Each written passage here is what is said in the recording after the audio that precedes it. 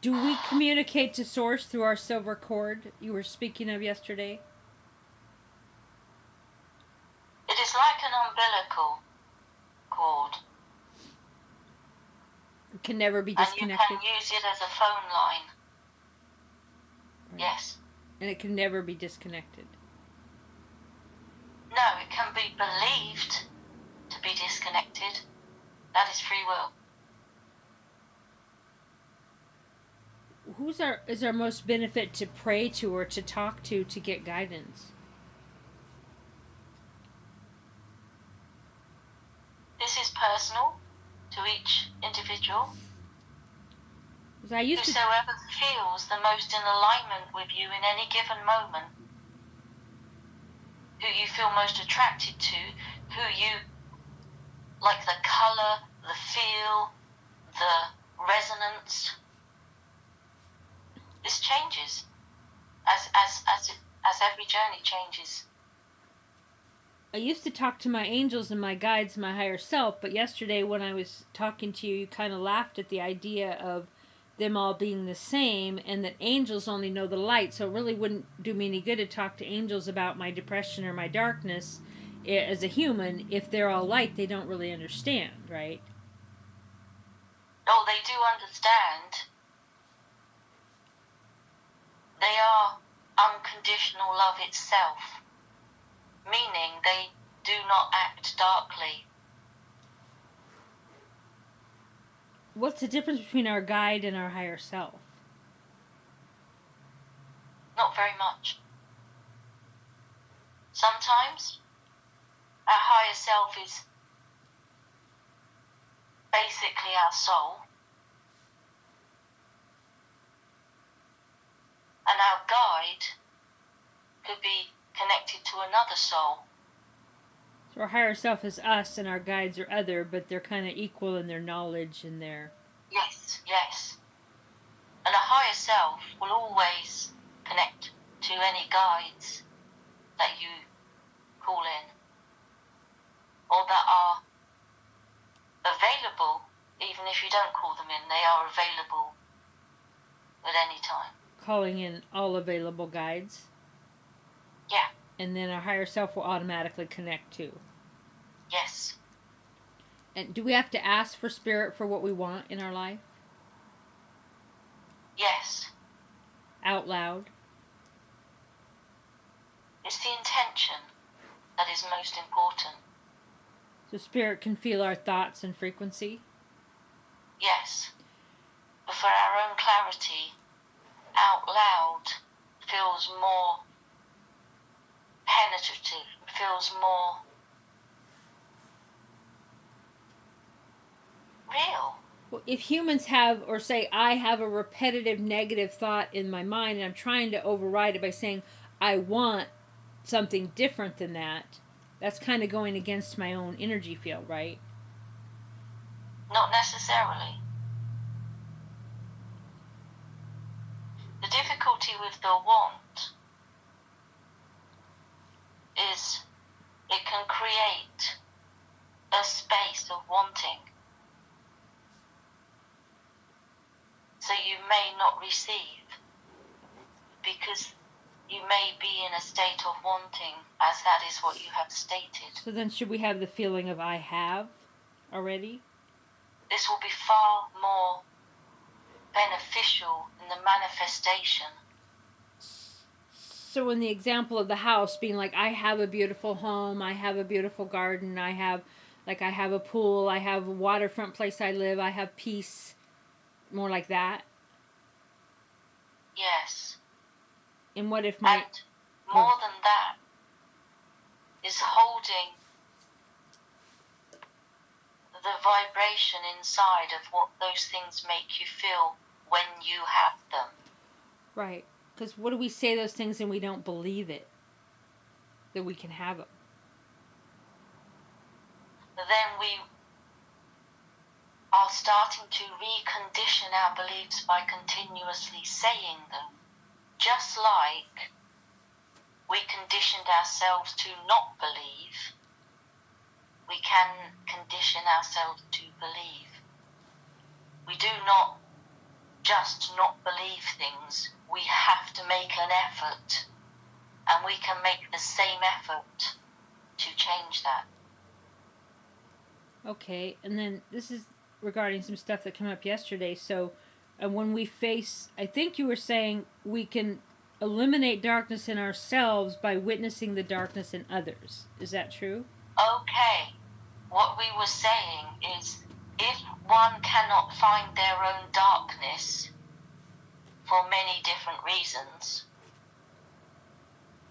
they can still do the exercise by focusing on the obvious darkness of another person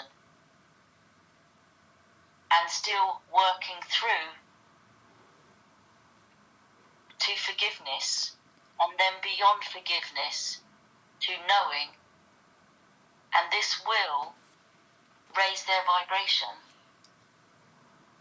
and it will take them to self-awareness, and it will open the door for them to then be able to face their own darkness with courage. Aren't we judging their darkness? It takes courage. I'm sorry. Takes courage. To face our deeds. Aren't we judging their darkness as kind of bad or less than? First of all, yes. I didn't expect that answer. So how do we get rid of the darkness individually? You have to face your shadow. How can we face it if we don't know it's there? This is why we gave you the exercise of doing it with the shadow that you do know is there. I don't really understand the exercise. So if you know, even if you see on your screen that someone did something terrible to someone else, you use that example because, and we say this kindly, you can be sure that at some time or place you would have done the same thing. What is the exercise that you're talking about?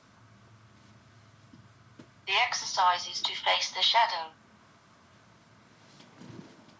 How do you think?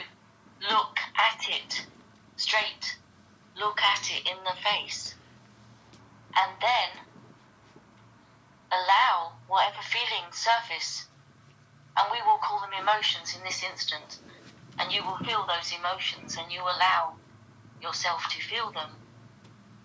But you go back in from a higher perspective every time. We did this exercise yesterday with the rabbit. So just feeling something will dissolve it? Allowing the feeling to flow through. And basically, we mix up emotion with feeling. Allow the emotion to be felt. That is more true. And then change the perspective of the same circumstance.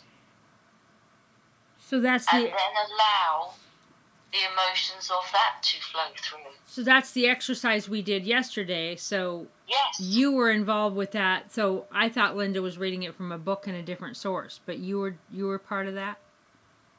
We picked that book for Linda. Right. And we took her to that page and All right. We So just like we did with her abuser and the reptilian, we showed the other perspective, and like me with my dad and the rabbit, show the other perspective and feel the emotion. Yes. And does that dissolve it by feeling it? If you truly allow it to be felt, with no more story judgment, how do I do that?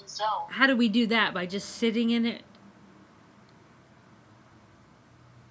If you're sitting down, yes. I mean, by just sitting with the feeling, not trying to like distract ourselves from it. Yes. Right.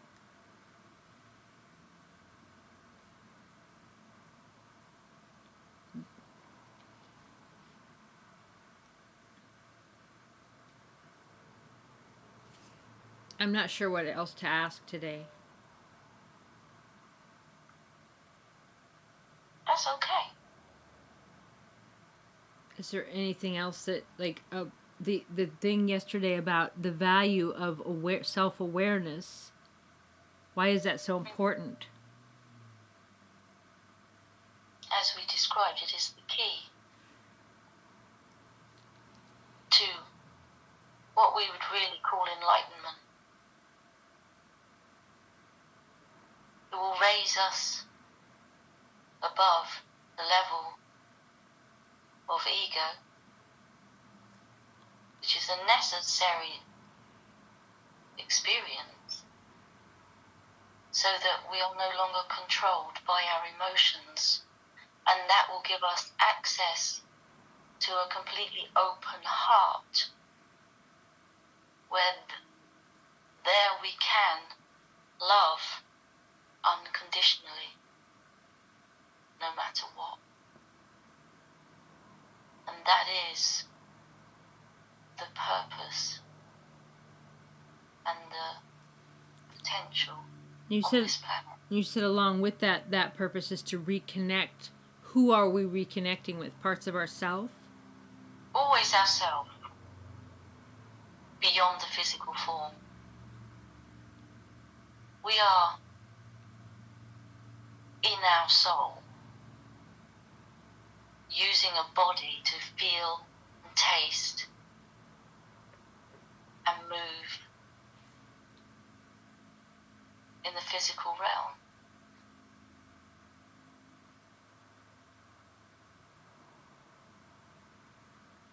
And unconditional love is the goal. We came from unconditional love, far, far, far away, to a place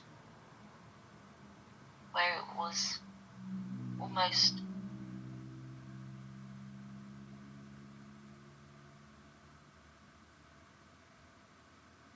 impossible to feel that. I feel like humans are incapable of unconditional love. No, that's not true. They can believe they are.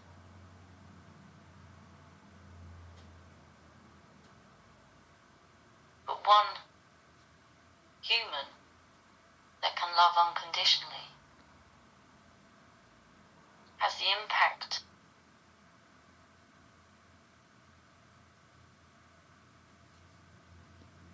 of 1,000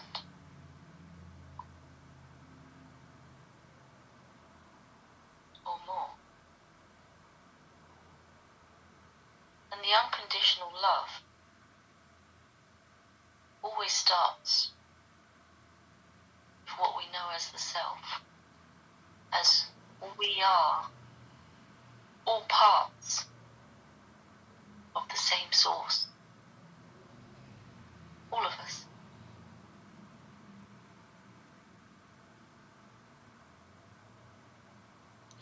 Yeah, well, a mother might have a bunch of different sons, and some of them might be evil, and some of them might be nice.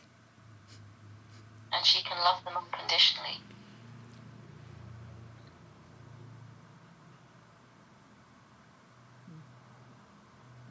There's nothing stopping that except belief.